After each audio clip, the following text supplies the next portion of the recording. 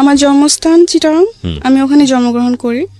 আর আমার দেশের বাড়ি হচ্ছে ময়মনসিংহ। জি। আমার বাবা মা ময়মনসিংহে থাকেন, তো ওরা বিয়ের পর ওখানে সেট হয়ে যায়। বিয়ের পর ওখানে ময়মনসিংহ থেকে ওরা চিটাগাং সেট হয়ে যায়। আচ্ছা। ওখানে আমার বাপ মা ওখানে থাকে। আমরা হচ্ছে আপনার 5 বোন 4 ভাই। 5 বোন 4 ভাই। আপনার পজিশন?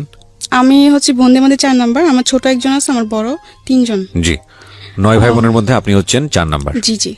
তো ওখানে আমি যখন আমার 7-8 বছর বয়স, 8 বছর না, ধরেন 6 থেকে 7 বছর বয়স, তখন আমরা ওই দেশ থেকে চলে আসি। জি। আমাদের ওখানে জমি জমা সব বিক্রি করে আমরা ময়মনসিংহে চলে আসি। আসার পর আসার পর এখানে আমরা ঘর দর তোলা হয়, বাড়ি করার পরে আমি স্কুলে ভর্তি হই। ঠিক আছে। এর মধ্যে বলে রাখি, আমার আব্বু, যেহেতু আমার কোনো বড় ভাই নেই, আমার আব্বু পুরা সংসারের দায়িত্ব তার আচ্ছা, উপর। কি করতেন উনি? পেশায় কি ছিলেন? উনি আপনি রাঙামাটি এখনো করে, সে কাজটা সে এখনো করে। রাঙামাটি হচ্ছে আপনি পাহাড় থেকে পাহাড়িরা বাঁশ কেটে দিবে, ওই বাঁশটা নিচে নামায় ট্রাকে ভরে এটা মানে বিভিন্ন জায়গায় পাঠানো হয়। আচ্ছা, এই কাজটাই মূলত করেন হ্যাঁ, উনি? আমার বাবা এটা করে। আর এতে তার রোজ ইনকাম হচ্ছে আপনার 1000, 1200, 1500 টাকা রোজ ইনকাম হয়। ঠিক মতো করতে পারলে, আর তুমি না করতে পারে তাহলে খুব কম হয়। আচ্ছা। তো এই দিয়ে আমার ফ্যামিলি সংসার চলে আর কি। তো আমার বাবাও তো এত বড় সংসার, আমরা 9 ভাই বোন, ধরতে 11 জন টোটালি ফ্যামিলিতে। তো যাই হোক, টোটালি ফ্যামিলিতে 11 জন। তো আমার যিনি বড় বোন, ঠিক আছে, সে আব্বুর উপর পুরা চাপটা পড়ার কারণে দেখা যাচ্ছে হয় না, খুব কষ্ট করে সংসার চলে, এমনকি খুব প্রবলেমের মধ্যে যেতে হয়। ঠিক মতো খাওয়া দাওয়া খাইতে পারে না বা ওষুধপত্র খেতে পারে না আম্মু। তো আমার বোন বলে যে বাসা বাড়ি চাকরি করবে, কাজ করবে সে। তো আমার বোন অনেক ছোট থাকতে বাসা বাড়ি কাজে করে। যখন মাসে 100 টাকা ছিল তখন থেকে আমার বড় বোন বাসা বাড়ি কাজ করে। জি। আর আমার বড় বোনের পরে উনি যিনি ছোট ছিলেন তিনিও চলে যায়। আচ্ছা। তারপরেও আমার বড় যিনি তিনিও চলে যায়। এতে আমার আব্বু মানে সবাই কি কাজের বাড়িতে গিয়ে যে না মানে একটা বাসায় থাকে। আচ্ছা, একটা বাসায় থেকে কাজ করতো? হ্যাঁ, কাজ করতো। আর খাওয়া দাওয়া সব ওদের উপর ছিল। ওকে। মাস শেষে যে স্যালারিটা দিত এটা বাড়িতে পাঠিয়ে দিত। তো এমনি করে আমাদের সংসার চলে। তখন তো আমি অনেক ছোট, আমি পড়াশোনা করছি স্কুলে। তো যখন আমি স্কুলে যেতাম, পড়াশোনার সাথে সাথে আমার ফ্যামিলি অনেক দায়িত্ব ছিল, যেহেতু আমি বোনদের মধ্যে বড় ছিলাম। আমার 3 বোন তো ঢাকায় শহরে থাকতেন, চিটাগাংয়ে থাকতেন তারা। আমাদের অনেক ঋণ ছিল, মানে ধার করে অনেক জনের থেকে টাকা নেওয়া হতো। কারণ দেখা যাচ্ছে আমার আম্মু অনেক অসুস্থ ছিল। তো অসুস্থ থাকার পর আমার আম্মুকে হসপিটালে ভর্তি করানো হয়। তো তখন অনেক টাকা লেগে যাওয়ার পর ওগুলো ধার করে নেওয়া হয় লাভের উপরে। যে 5000 আনলে 6 মাস পরে 5000 টাকার মধ্যে 2500 টাকা লাভ দিতে হবে। আচ্ছা। এরকম ভাবে আনা হয়। তো অনেক টাকা এই মানুষ থেকে আনা হয়েছে। তো ওগুলো ভাঙার জন্য আমার বোনরা ডিসাইড করে যে ওরা বাসা বাড়ি কাজ করবে। তো স্কুলে যেতাম, তখন স্কুলে বসে বসে দেখতাম মাদ্রাসায় মানুষ যেত, মানে মেয়েরা যেত বোরকা পরে, হাতে টিফিন কানি বাটি নিয়ে। তো আমার খুব ইচ্ছে হতো আমিও যদি যেতাম এভাবে, তো কত ভালো হতো। আমার স্বপ্ন ছিল, আমার ছোট থেকে একটা স্বপ্ন যে আমি পড়াশোনা করব, কিছু একটা হব, নিজের পায়ে দাঁড়াবো। আমি পড়ার দিকে আরবি বলেন বাংলা বলেন দুই দিক থেকে ভালো ছিল। এগুলো খেয়াল রাখবেন প্রিয় শ্রোতা। একটা শিশু কোমলমতি মন নিয়ে পৃথিবীতে আসে এবং সব ভালো ইন্টেন্স গুলো নিয়ে দুনিয়াতে আসে। আমাদের সমাজ, আমাদের সিস্টেম, আমাদের পারিপার্শ্বিক অবস্থা কখনো কখনো এই চমৎকার মন নিয়ে আসা শিশুদের উপরে এমন বাস্তবতাকে চাপিয়ে দেয় যে তাদের জীবনটা দুর্বিষহ হয়ে যায়। বুঝতেই পারছেন আজকে যেহেতু সিক্রেটসে আছে, তার মানে নিজের ভুলগুলো নিয়ে এখানে এসছে।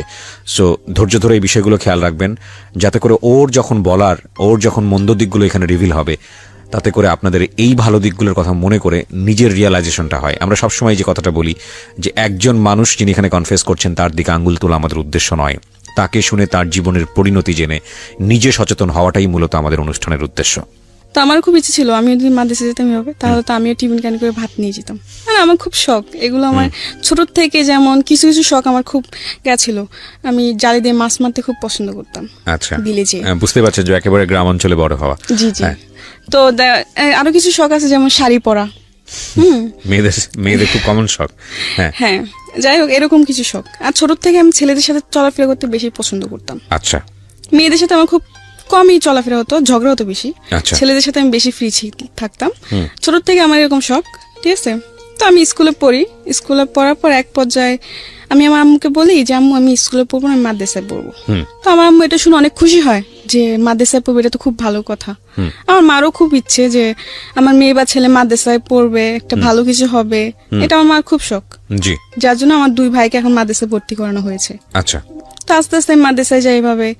যেরকম আগে স্কুলে যখন যেতাম তখন সকালবেলা আরবি পড়তাম, আরবি পড়ে নাস্তা করে আবার সকালে স্কুলে চলে যেতাম। স্কুল থেকে এসে গোসল টোসল করতাম, মাছ টাছ মেরে গোসল করতাম, গোসল করে খাওয়া দাওয়া করে বাজারে যেতাম। জি, বাজার টাজার করে আনতাম, যেহেতু আমার আব্বু দেশে থাকতো না।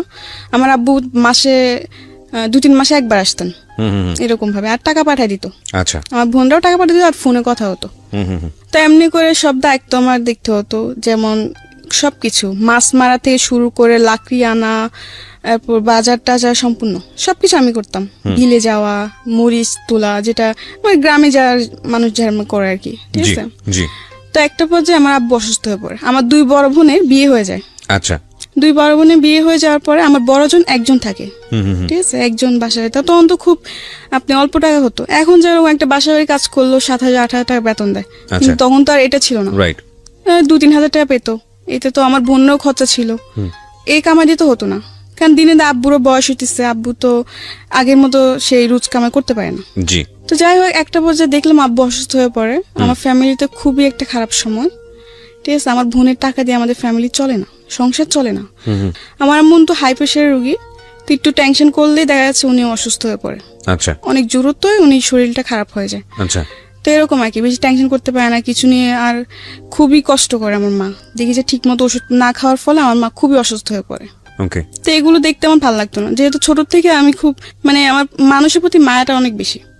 ওকে, তো আমি পড়াশোনা করতাম আর এগুলো দেখতাম, ঠিক মতো মাদ্রাসা খাবার নিতে পারতাম না, খাবার কষ্ট করতাম, তো আমার ভালো লাগতো না।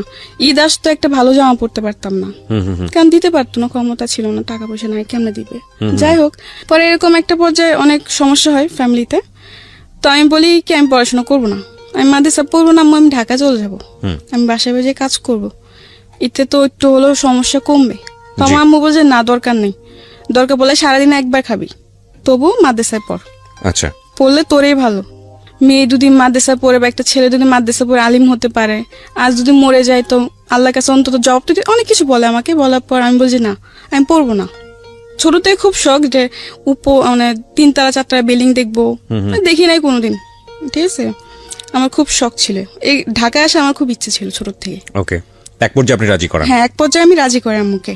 তো আমাদের গ্রামে একটা আন্টি ছিলেন, সে আবার বাসা বাড়িতে মেয়ে দিত নিয়ে। আচ্ছা, কাজের মেয়ে দিত? হ্যাঁ, কাজের মেয়ে দিত। তো আমার আম্মু এক পর্যায়ে ওই আন্টির সাথে কথা বলে, বলার পর আন্টি এরকম এরকম তারিখ বলে যে এরকম এই তারিখে নিয়ে যাব সকালে। আমি তো খুশি, আমি ঢাকা যাব, আমার এতদিনের স্বপ্ন পূর্ণ হবে। যাই হোক, ঢাকায় আসলাম, বাসা বাড়িতে গেলাম। ফার্স্টে মন বসতো না, কালি কান্না করতাম। তখন আমি ছোট ছিলাম, তখন আমার বয়স ছিল 10 বা 11-র মধ্যে, এরকম কিছু একটা বয়স, ঠিক আছে। কাজ করতে করতে কান্না করতাম, বা কাজ সেরে কান্না করতাম, রাত্রে ঘুমাইতাম না, কান্নাকাটি করতাম। তো এমনি আস্তে আস্তে কান্নাকাটি করতে করতে একসময় আমার মন বসে যায়, আচ্ছা, ভাল লাগতে থাকে। আচ্ছা, একটা বাসার মধ্যে প্রায় 8-9 মাস ছিলাম। তো 8-9 মাস বেশ ভালোই ছিল, ঠিক আছে। একটা পর্যায়ে দেখি যে বাসায় থাকি, ওই বাসার আন্টি খুব চিল্লাপাল্লা করে, বা সাধারণ কিছু নিয়ে বকাঝকা করে, সন্দেহ করে। আর ওই বাসাটা আমাদের কিরকম ছিল যে উনিরা আবার, ওরাও গ্রামেরই, ঢাকায় মিডিল ক্লাস ফ্যামিলি, বেশি বড় লোক না ওরা, খুব ওদের মার্কেটে একটা দোকান ছিল, ওটা দিয়ে আর কি চলতো। তো ওদের বাসায় আমি কাজ করতাম, তখন আমার বেতন ছিল মাত্র 1500। তো মাস শেষে বেতন বাড়িতে পাঠিয়ে দিতাম, আব্বু নিয়ে যেত, না হলে আম্মু নিয়ে যেত, না হলে তখন তো মনে হয় বিকাশ ছিল কি ছিল না, আমার পুরোটা খেয়াল নাই। তো যাই হোক, এমনি করে বাড়িতে টাকা পাঠাই দিতাম, আমি রাখতাম না। তেমনি 8-9 মাস করার পর দেখলাম যে আন্টি অযথা বকাঝকা বা গায়ে হাত তুলতে আসে, এরকম কিছু একটা করে। তো আমি বলছি আমি থাকবো না। আচ্ছা যাই হোক, থাকবো না। বলে কেন থাকবে না, এসে অনেক কিছু করে ওই বাসাতে আমি চলে আসি। চলে এসে আরেকটা বাসা যাই, ঠিক আছে। ওই বাসাটা বেশ ভালোই ছিল, কারণ সব থেকে ভালো ছিল কি জানেন, আমি বললাম যে ছোট থেকে আমি ছেলেদের সাথে চলতে বেশি পছন্দ করতাম, ঠিক আছে। তো ওই বাসায়, যে বাসায় গেছি নেক্সট টাইম, ওই বাসার মধ্যে আমার সমান 2টা মেয়ে ছিল, আরেকটা ছেলে ছিল। তারা আন্টির 3 জন সন্তান বাচ্চা ছিল, ঠিক আছে। 2টা মেয়ে, একটা ছেলে, ছেলেটা ছোট, মেয়েগুলো আমার সমান। তো ওদের সাথে খেলাধুলা করতাম কাজ সেরে, আর আমাকে খুব আদর করতো। আর ওখানে একটা ছেলে ছিল, ছেলেটার নাম বলতে চাচ্ছি না, বাট বাড়িওয়ালার ছেলে, কিন্তু কোনোদিন আমাকে ও ওরকম নজরে দেখে নাই, কাজের মেয়ের নজরে দেখে নাই। আচ্ছা, ভাবতো যে আমিও ওদের একটা কিছু ফ্যামিলি মেম্বার। ফ্যামিলির মতো দেখতো।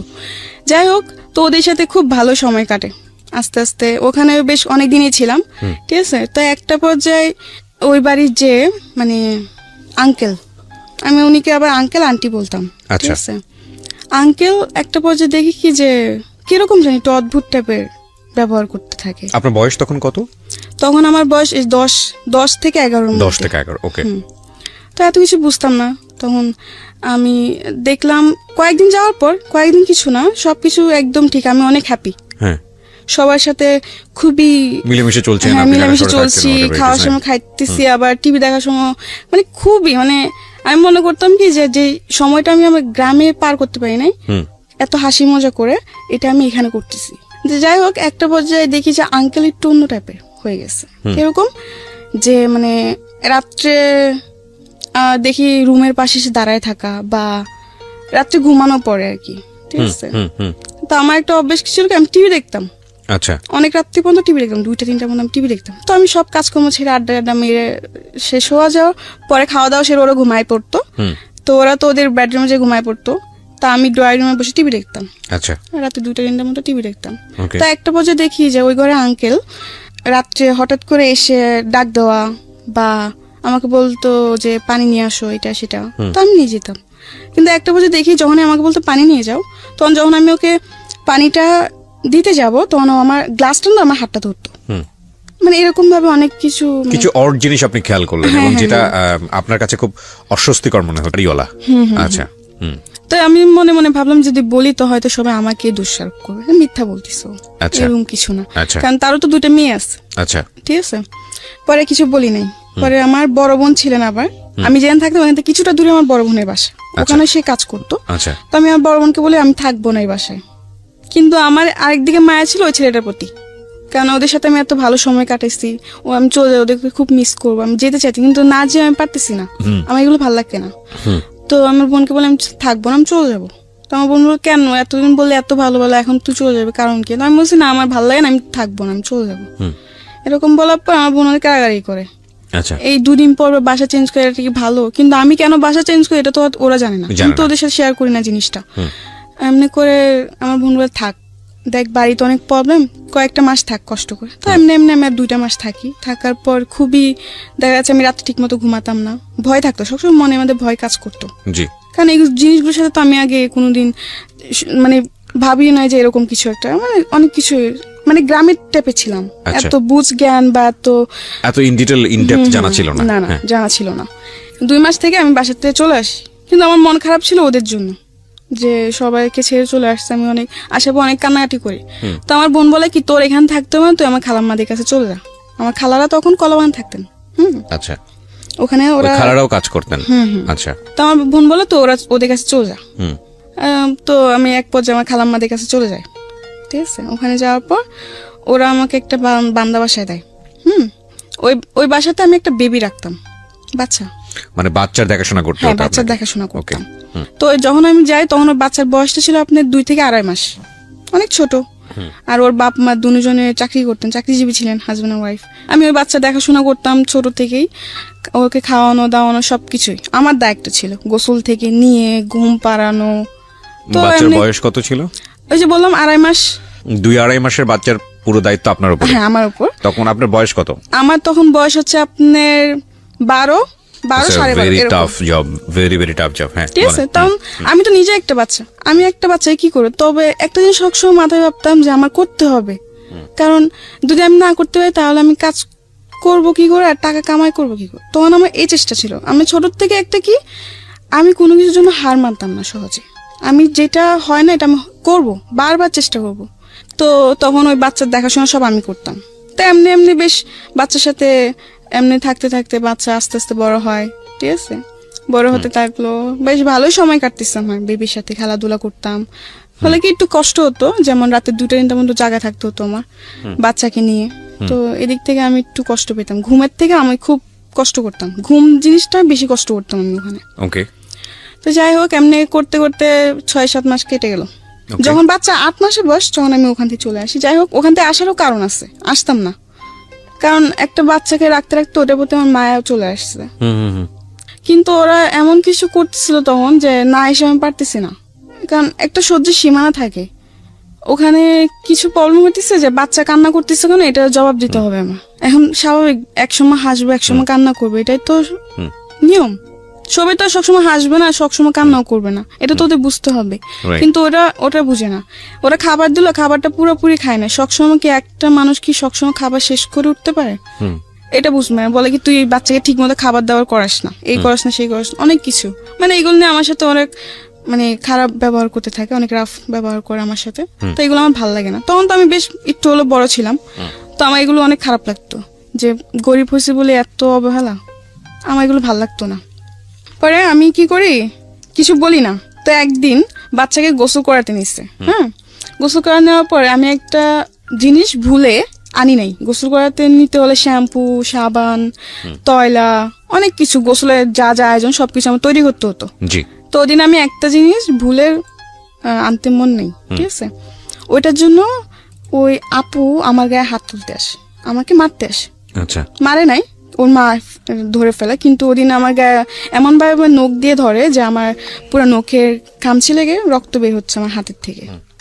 আচ্ছা যাই হোক, পরে আমার কান্নাকাটি করি। তখন আমার খালাম্মাকে ফোন দিই, আমি থাকবো না। কেন থাকবি না? যে আমাকে মারতে আসছে। কেন মারতে আসছে? এই কারণ। তো আমি বলছি হয় এরকম মাঝে মধ্যে, থাক, এগুলো হয়। আমি বলছি না আমি থাকবো না, এগুলো হয় মানে আমি এতদিন ধরে থাকি, এখন একটা ভুল হয়েছে দেখে ও আমাকে মারতে আসবে, এটা কোনো কথা? আমি রেগে যাই। তো আমার খালা বলছে আচ্ছা ঠিক আছে যা, থাকবি না তো থাকার দরকার নেই।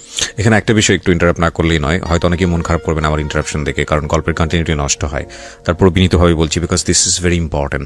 ছোট বাচ্চা যেসব কাজের লোক যারা টেক কেয়ার করে, তাদের কিন্তু শুধু ছোট বাচ্চার হ্যাসেলটা নিতে হয় না, আরেকটা ভয়াবহ রকমের হ্যাসেল আছে, সেটা হচ্ছে এই মায়ের হ্যাসেল। এই কারণে বলছি যে মা যদি প্রথম সন্তান হয়ে থাকে, খুব কনসার্ন থাকে তার উপর, বাচ্চাটার উপরে, এক। আর দুই নম্বর হচ্ছে মেডিকেলি আপনারা যদি যোগাযোগ করেন তাহলে দেখবেন ওই সময় শরীরে একটা হরমোন থাকে মায়েদের শরীরে, যেটা তাদের অনেক বেশি অ্যাংরি রাখে, অনেক বেশি রাগান্বিত রাখে। সো পান থেকে চুন খসলেই দেখবেন যে অনেক বেশি মেজাজ করছে। তো ওই হ্যাসেলটাও কিন্তু ওই কাজের লোকের উপরে গিয়েই পড়ে।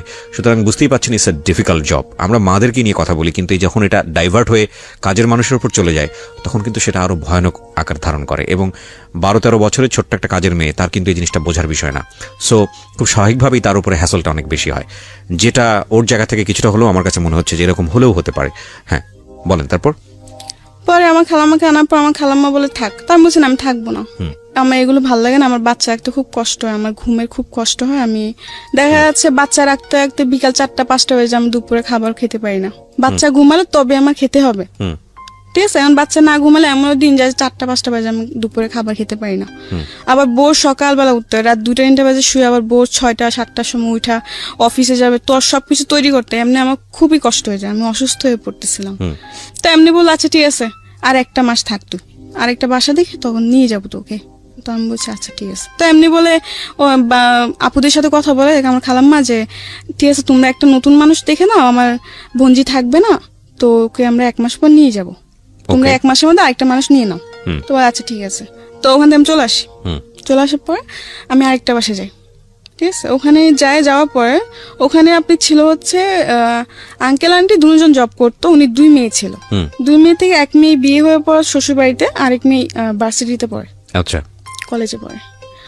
তো আচ্ছা ওখানে বেশ ভালোই কাটতেছে সময়, কিন্তু একটা পর্যায়ে আবার সে একই প্রবলেম লক্ষ্য করলাম যে আঙ্কেল একটু মানে তার নজর একটু অন্যরকম হয়ে গেছে। তখন আপনি মোটামুটি বোঝেন যাদের ব্যাড ইন্টেনশন আছে, আপনি এটা তখন মোটামুটি বোঝেন। আচ্ছা হালকা হলে বুঝি। আচ্ছা তো যাই হোক, পরে ভাল লাগে না, এই তখন মনে মনে বলি যে আমি যেখানে যে আমার কপালে কি এগুলোই মিটে, এগুলোই জুটে, আমার কি একটা ভালো বাসা হবে, জুটবে না কপালে, এগুলো বলে কান্নাকাটি করতাম আর কি। তো আবার বলে আমি থাকবো না, ঠিক আছে। তো এক পর্যায়ে আমার খালাম্মার রাগারাগি হবে, থাকবে না মানে রোজ রোজ বাসা পাল্টানো, কয়েকদিন পর বাসা পাল্টানো, এগুলো মানুষ ভালো বলে, এই সেই অনেক কিছু বললো। তো আমি বলছি না আমি থাকবো না, যে আমি আর বান্দা বাসা চাকরি করবো না। এক পর্যায়ে বলে আমি বান্দা বাসা চাকরি করুম না। আচ্ছা তো বলে কি তুই করবি না তো কি করবি? তো আমি বলছি আমি চাকরি করুম। তুই তোকে এখন কে চাকরি দিব? আমি বলছি কে চাকরি দিব মানে? মানুষকে চাকরি করে না, আমিও চাকরি করুম। আর না হলে আমি রাত্রে কোনো বাসে থাকুম না, আমি সারাদিন কাজ করুম, রাত্রে হলে চলে আসবো। এরকম ভাবে অনেকজন এখনো করে। তো ওরকম ভাবে আমি বললাম যে করবো। তো আমার খালামা ফার্স্টে রাজি হয় যে না ও, তো আমার খালামা বলে কি ও সারাদিন কাজ করে ঘুরবি ফিরবি, বাইরে বাইরে ঘুরবি, এগুলো করতে চাস তোরা, এসে অনেক কিছু বাজে বাজে কথা বলে। তো আমি বলি যে না, আমি কাজ করব, এতে আমি কোনো শয়তানি করবো না, তোমাদের কথা মতো আমি চলবো। তো আমার খালামাকে বলো ফার্স্টে রাজি হয় না, পরে অনেক জোরাজুরি করে আমি রাজি করাই, ঠিক আছে। তো আমি চলে যাই, ওই বাসার থেকে চলে যাই। যাওয়ার পরে একটা বাসা নেই, সারাদিন থাকি, রাত্রে চলে আসি। ওখানে আপনি হচ্ছে রান্না বান্না। তো আমি তো ছোট ছিলাম, আমি রান্না বান্নাটা বুঝতাম, কিন্তু আমার চেষ্টা ছিল আমি করবো, আমি শিখবো, না শিখলে আমি ভবিষ্যতে রান্না করবো কি করে, আমার এটা ভাবনা ছিল। তো আচ্ছা ঠিক আছে, তো ফার্স্টে গেছি, ওই ঘরে আন্টি দেখাই দিত, ঠিক আছে। ওই ঘরে আন্টি আবার নিয়মটা হচ্ছে কি, উনিও জব করতো, বাট উনি হাজবেন্ডের সাথে উনি ডিভোর্স হয়ে যায়। আচ্ছা, ঠিক আছে, ডিভোর্স হয়েছে, উনি 2টা মেয়ে থাকে, ভালোই, 2টা মেয়ে খুব ভালো এবং অনেক ভালো ছিল। তো ওখানে আমি রান্না বান্না করি। তা একটা পর্যায়ে দেখতেছি রান্না বান্নার, হ্যাঁ ওখানে আমি একটা জিনিস লক্ষ্য করে, ওখান থেকে চলে আসে একটাই কারণ, ঠিক আছে। আমি যেটা সত্য কথা, আমি যে আন্টির বাসায় থাকতাম, সে আন্টি একটু ব্যবহারটা অন্যরকম ছিল। আচ্ছা, ঠিক আছে, যেহেতু উনি হাজবেন্ড থাকতেন না, উনি যে ডিভোর্স হয়ে যায়, কিন্তু আন্টির সাথে উনি হাজবেন্ড কোনো সম্পর্ক ছিল না, কিন্তু মেয়েদের সাথে ওর বাবা তো কথা বলবেই।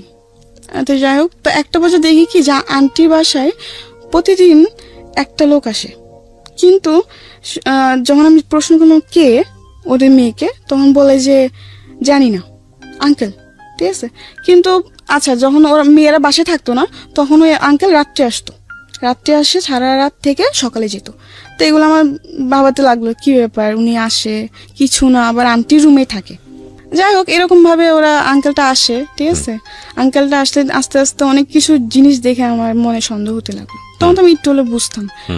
তো একদিন আমি আন্টি, আন্টি ওই আঙ্কেলটা কে? বলে কি ওটা তোর আঙ্কেল। আমি বলছি আঙ্কেল মানে? বলে কি বিয়ে করছে। কিন্তু ওই আঙ্কেলের শুনলাম যে আবার তার আরেকটা সংসারও আছে। আচ্ছা, আমি কিছুটা হলে বুঝতে পারছি যে যেগুলো হচ্ছে সেগুলো ঠিক না, কারণ আঙ্কেল একটা সংসার আছে, আঙ্কেল হয়তো আরেকটা বিয়ে করছে, বা মানে আপনার কাছে ভালো লাগছিল না বিষয়টা? ভালো লাগতেছিল না। তো আমি বলি কি আমি এখানে থাকবো না, কারণ ওইখানেও সমস্যা হয়। হ্যাঁ, ওখানেও সমস্যা হয় বলতে কি, ওই আঙ্কেল ছাড়া আরো অনেকজনে আসে। আচ্ছা, তো আপনার কাছে পরিবেশটা ভালো লাগেনি, তো আপনি ওখানে চলে গেছি। যাই হোক, যাওয়ার পর আমি বলি কি যে আমি আর বাসায় কাজই করবো না, আমি চাকরি করবো, আমি গার্মেন্টস করবো, আর না যে কোনো একটা চাকরি করবো। বলে কি এত ছোট মেয়েকে গার্মেন্টস চাকরি দিবে না, এটা সেটা ওইটা তুই পারবি না। তো আমার খালামার সাথে একটা মেয়ে থাকতো, সে আবার গার্মেন্টসে চাকরি করতো। তো আমি বললাম কি আপু, তুমি না আমার জন্য একটা গার্মেন্টস চাকরি দেখো, আমি না তোমার সাথে চাকরি করবো। তো ও বলে কি আচ্ছা ঠিক আছে দেখবো না, এমনি করে বলে কি আচ্ছা ঠিক আছে দেখবো না, এমনি 1 মাস কেটে যায়, মানে সিরিয়াসলি নেয় না আর কি? না, সিরিয়াসলি নেয় না জিনিসটা। তো কেটে যাওয়ার পরে আমি কোনো চাকরি টাকরি করি না, এমনি 1 মাস কাটলো, 2 মাস কাটলো। 2 মাসে আমার খালাম্মা আমার কাছে 5,000 টাকা ধার পেয়ে যাবে, কারণ তার কারণে খাওয়ার বিল দিতে হতো, খাওয়া থাকা 2,500 মাসে দিতে হতো। তো এমনি 2 মাস আমি পুরা বসা, আমার বাড়িতে টাকা পাঠাতে পারতেছি না, ঠিক আছে। আর দ্বিতীয়ত হচ্ছে আব্বু ঠিক মতো কাজ হচ্ছে না, কাজ বন্ধ, অনেক সময় দেখা যাচ্ছে কাজ বন্ধ থাকে, গাড়ি ঘোড়া অফ থাকে। 2 মাস পরে কোনো চাকরি হয় নাই, আমি খুব চিন্তায় পড়ে গেছি। এত টাকা বাড়িতেও প্রবলেম হচ্ছে, সাইডে খালাম্মা এত টাকা পাবে কোথা থেকে, কি দিব না দিব, মাথা পুরো নষ্ট আমার। তো একটা পর্যায়ে একটা হসপিটালে চাকরি আসে, মানে হসপিটালে দেখাশোনা করার জন্য এরকম একটা চাকরি আসে। তো আচ্ছা আমি কাগজপত্র জমা দিই, আমার জমা নিয়ন্ত্রণ কার্ড ওখানে জমা দিই। আমি তো খুশি, যাই হোক একটা তো কাজ পাইছি। তখন ওখানে স্যালারি ধরছে আপনি 10,000, আমি তো আরো খুশি। যাই হোক 10,000 টাকা স্যালারি পর মাসে 5,000 টাকা বাড়িতে পাঠিয়ে দিব, আর 5,000 টাকা আমার নিজের জন্য রাখবো, আমি বেশ ভালোই। তো ঠিক আছে, ওখানে জবটা নিচ্ছে হয়েছে 8 ঘন্টা করে ডিউটি। আচ্ছা, তো আমি যেখানে থাকতাম ওখানে 3-4 জন নিচ্ছে এই একই কাজ, তো আমরা একই সাথে যেতাম, একই সাথে এমনি 1 মাস করে ওই জবটা, ঠিক আছে। করার পরে বাড়িতে বেশি প্রবলেম ছিল, তো 1 মাসে যা কামাই করছি ওই টাকাতে বেশিরভাগ আমি বাড়িতে পাঠিয়ে দিছি। পরে আমার কাছে ফোন ছিল না, তো একটা ফোন কিনলাম। তো এতে তো আমার খালাম্মার টাকা দেওয়া পড়ে নাই। তো এই 3 মাসের মধ্যে কত টাকা জমে গেছে। এরপরে একটা প্রবলেম কেন, ওই চাকরিটা চলে যায়, আমি ছাড়ি না চাকরিটা, মানে যারা এটা কিন্তু একটা আপনার একজনের ডিলের মাধ্যমে এটা আনা হয়, ঠিক আছে, বিভিন্ন জায়গায় দেয় কি লোক। তো ওদের মধ্যে একটা কি জানি প্রবলেম হওয়ার কারণে আপনার চাকরি চলে যায়। হ্যাঁ, আমরা সবার চাকরি চলে যায়, যাদেরকে চাকরি দিয়েছিল তাদের সবার চাকরি চলে যায়। তো এখন আমি আবার বসা, ঠিক আছে। আবার বলে রাখি, এই চাকরির মাধ্যমে ঠিক আছে একটা ছেলের সাথে আমার পরিচয়। ওই যে বললাম ফোন কিনছি, ঠিক আছে, ফোন কেনার পর টাচ ফোনে কিনছি, কম দামি আর কি। ফোন কিনছি, পর আমার ফোনে প্রবলেম, আমি কারণ বাজার নিয়ে গেছি, ছেলেটার দোকানটা কারণ বাজার, ফোন সার্ভিসিং এ করে, আবার দেখা যাচ্ছে ফোনে গান টান লোডও দেয়, এরকম একটা। তো ওই ছেলের কাছে যাই, ঠিক আছে। তো ওদিন টাচ ফোন, মেমোরিতে প্রবলেম, সেটে ফ্লাশ দিতে হবে, পুরা সেট বাইরে সেগা হয়ে গেছে। তো ওদিন আমার কাছে টাকা শর্ট ছিল, 250 টাকা না ফ্লাশে ছেলেটা। তো যাই হোক, ওই ছেলেটা কি করলো, আমার ফোন টোন পুরো ঠিক করে দিছে, ঠিক আছে। তো আমার কাছে টাকা পাবে হচ্ছে 450 টাকা পাবে, কিন্তু ওদিন আমার কাছে টাকা ছিল হচ্ছে 200। আচ্ছা। তো এখানে আরো অনেক টাকার পার্থক্য না। তো আমি ওই ছেলেটাকে বললাম কি আছে ভাইয়া, শুনেন আমি তো পুরো টাকা আনি নাই, আপনি, ছেলেটাকে ফার্স্ট টাইম বলছি, দেখেন ভাইয়া এত কিছু করতে হবে না, জাস্ট আপনি আমার ফোনটা ঠিক করে দেন হালকা ভাবে, যেন আমি কিছু চলতে পারি, পরে আমি ঠিক করবো, আমার কাছে টাকা নাই বেশি। তো ছেলেটা বললো কি সমস্যা না, আমি আপনাকে ঠিক করে দিই, আপনি পরে যে পরে টাকা দিয়ে দিন, এমনি বলে কি। পরে আমি নাম্বারটা দিই, নাম্বারটা দেওয়ার পর আমি বাসায় চলে আসি। আসার পর 2 দিন পর ছেলেটা আমাকে ফোন দেয়, ছেলেটা ফোন দেওয়ার পর আমাকে ভালো মন্দ জিজ্ঞাসা করে, আমি কে এরকম, তো পরিচয় দেয় কি। তো আমি বলছি ও আচ্ছা। তো আমি বললাম হ্যাঁ আমি ভালো আছি। এমনি আস্তে আস্তে ও ফোন দেয়, ঠিক আছে। তখন আমি কোন ছেলের সাথে কথাবার্তা বলতাম না, আমি আমার গ্রামে একটা ছেলেকে লাইক করতাম, আচ্ছা আচ্ছা, পছন্দ করতাম আর কি, ওকে, কিন্তু কোনোদিন প্রকাশ করি নাই। তো যাই হোক, ওই ছেলেটা আমাকে ফোন দিতে থাকে এমনি আস্তে আস্তে। তো আমিও কথাবার্তা বলতে এই করে, তুই দেশে চলে যা, খেলার আগে করে দেখে আমি দেশে চলে আসছি, ঠিক আছে। দেশে চলে আসি, আসার পরে আম্মু বলে কি ব্যাপার তুই চলে আসলি এসে। আমি বলছি মা এমনি চলে আসছি, ভাল লাগে না, আমি আর ঢাকা শহর যাবো না, কাজ করবো, আমি আবার আরবি পড়বো, কোরআন শরীফ নিবো, আমি কোরআন শরীফ পড়বো। আমি আম্মুকে বলে এরকম, আম্মু বলে আচ্ছা ঠিক আছে, কয়েকদিন বাড়িতে থাক, পরে আবার চলে যা। আচ্ছা, আমি বলে আচ্ছা। তো আমি এক পর্যায়ে বলে আচ্ছা, পরে বলি যে না যাবো না। তো আমার আম্মু বলে কি যাবি না মানে, আর আমি ছোট থেকে শান্ত ছিলাম, কিন্তু যখন আমার 12-13 বছর বয়স, তখন থেকে আমি অনেক দুষ্ট হয়ে গেছি। দুষ্ট বলতে কি, গ্রামে যাওয়ার পরে এইদিকে দৌড় মারতাম, ওদিকে দৌড় মারতাম, একটু হলো তো আমি বড় হয়েছি, দুরন্ত ছিলেন আর কি। হ্যাঁ দুরন্ত ছিলাম, মানুষ এটা বলতো ওটা বলতো। গ্রামে তো দেখা যাচ্ছে 12 বছরের মেয়ে অনেক বড় হয়ে যায় তাদের জন্য।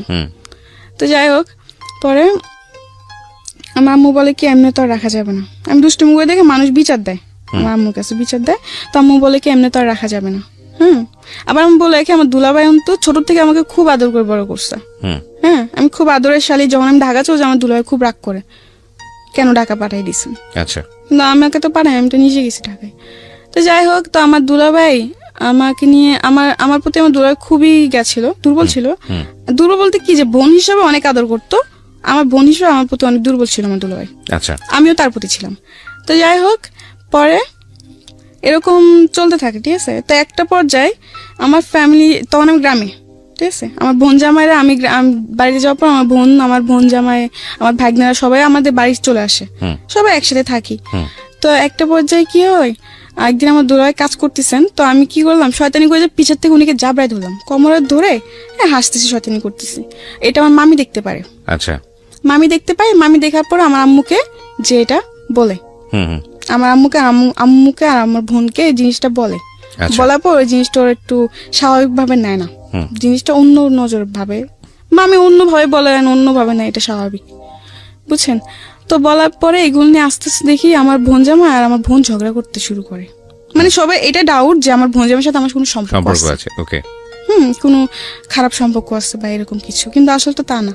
যাই হোক, এরকম করতে করতে এক পর্যায়ে আমার বোন আর বোন জামার মধ্যে খুবই প্রবলেম ক্রিয়েট হয়, ঠিক আছে, খুবই ঝগড়াঝাটি, কি একটা জানি অবস্থা বলার বাইরে। তো আমার বাপ মা এগুলো দেখে বলে কি আমাকে বিয়ে দিয়ে দিবে। বিয়ের এই 12-13 বছর বয়সে, হ্যাঁ 12-13 বছর বয়সে আমাকে তারা বিয়ে দিয়ে দিবে।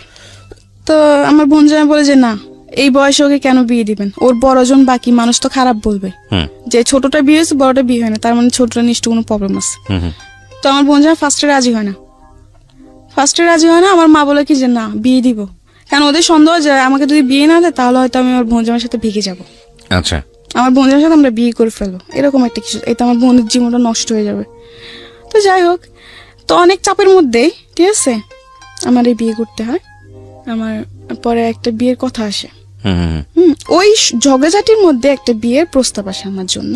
আচ্ছা, আমার মামা দেখে বলে রাখে, তো আমার মামা বিয়ের প্রস্তাবটা নিয়ে আসে, ঠিক আছে। কিন্তু যার সাথে আমার বিয়ের প্রস্তাবটা আনা হয় সে আমার থেকে অনেক বড়, আমার আচ্ছা। থেকে অনেক বয়স বেশি, তার হয়তো আমার 2 জন্মে বড় হবে, ওকে, অনেক বয়স।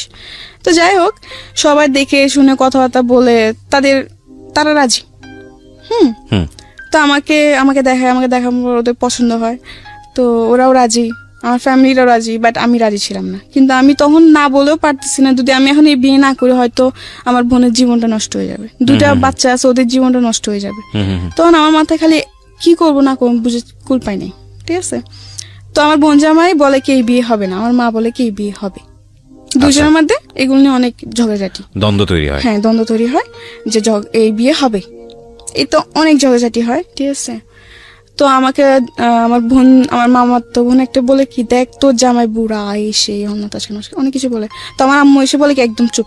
আমার মামার তো বোনটাকে বলে যে একদম চুপ থাকো, কি ছেলেরা কি বুড়া হয়, ছেলেরা কি কোনোদিন বুড়া হয়, এগুলো বলে, গ্রামে এখনো বলে এগুলো, এই ছেলেরা বয়স হলে কি বুড়া হয়ে যায়, এটা ওইটা সেটা অনেক কিছু বলে, ঠিক আছে। তো ওদিন আমার কিছু, তো আচ্ছা যাই হোক, ওই দিন কথাবার্তা ফাইনাল, এই বিয়ে পুরো ঠিক আছে।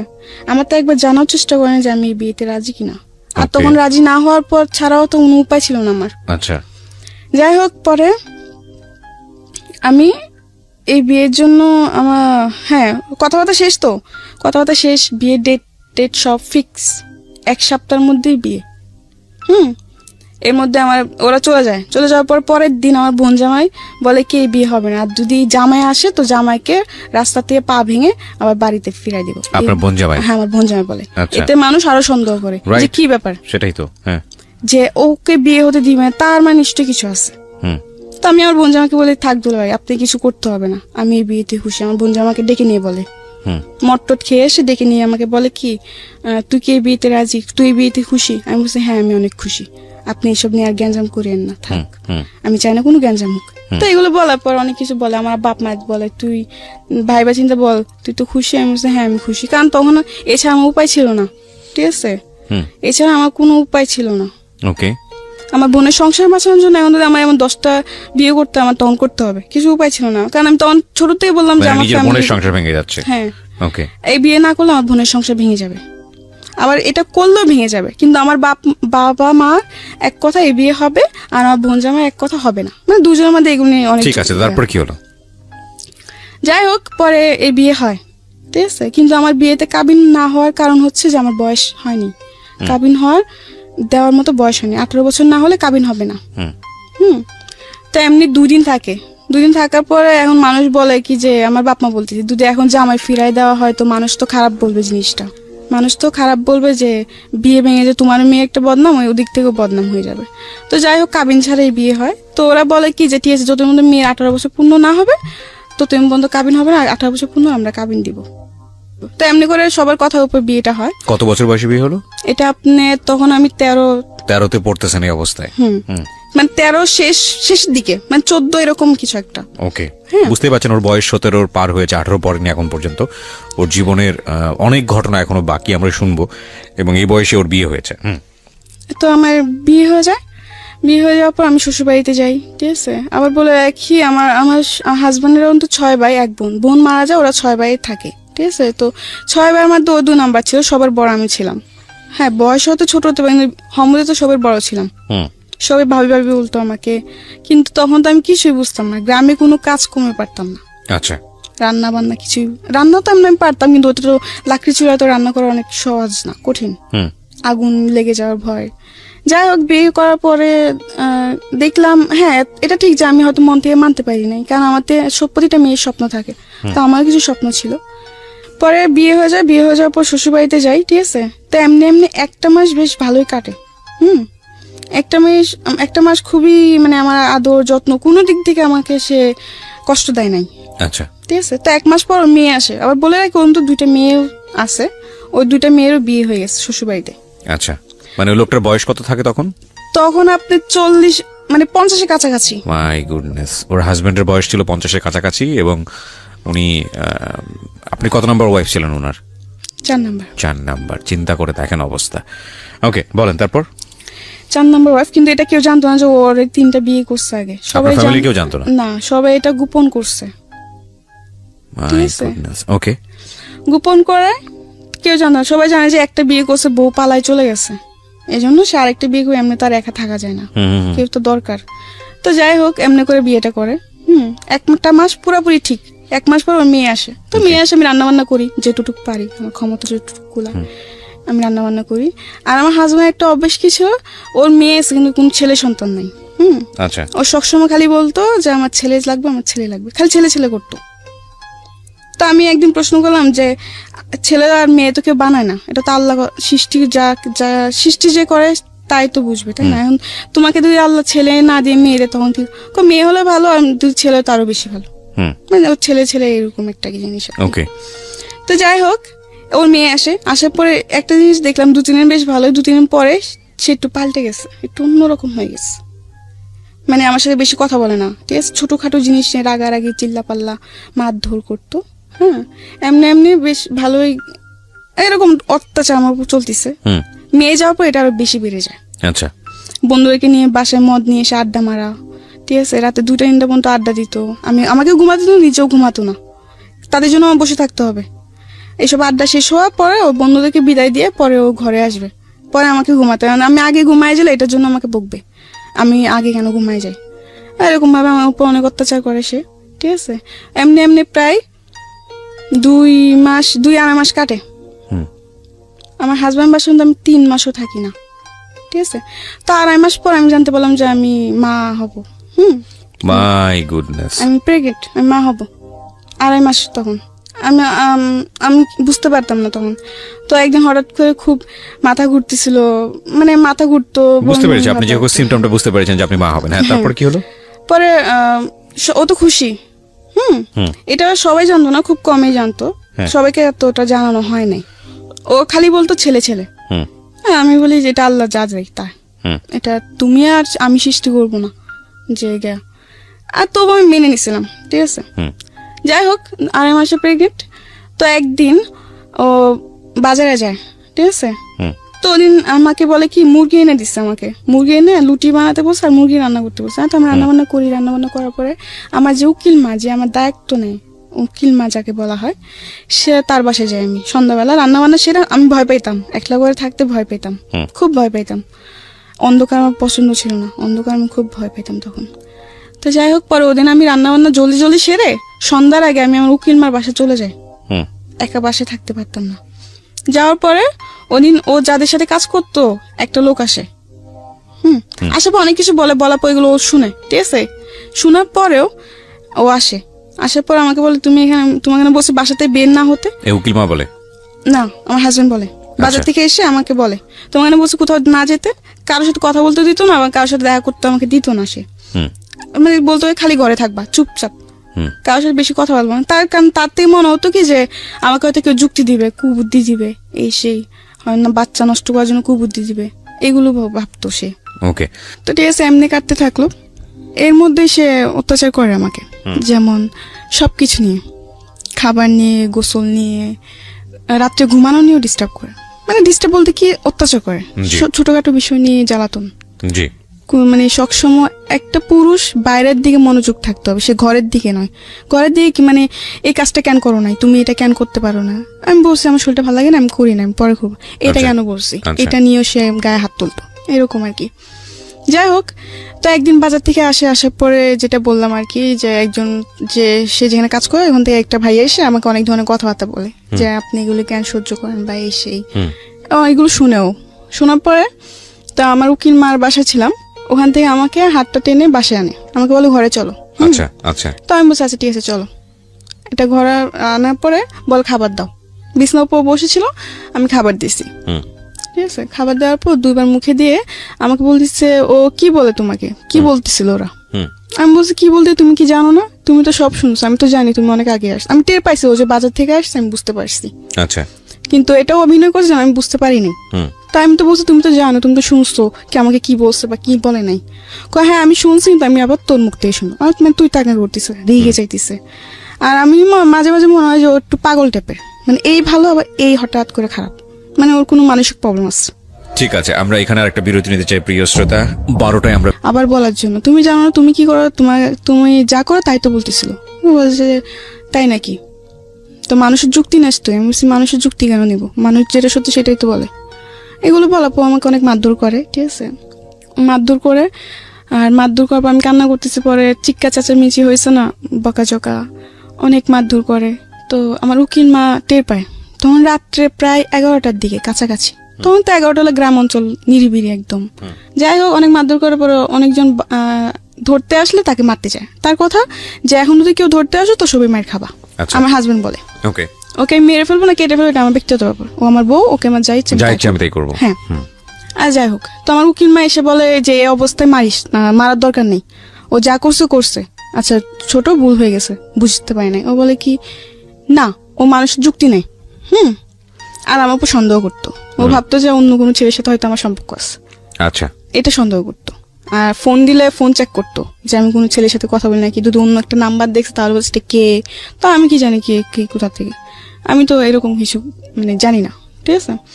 যাই হোক, পরে একটা পর্যায়ে যখন আমার উকিল মা এই কথাটা বলে যে এরকম ভাবে মারিস না, হয়তো ওর ক্ষতি হবে, তো এক পর্যায়ে উঠে বলে কি যে এই বাচ্চা আমার না, মানে আচ্ছা, ওটা অস্বীকার করতিস।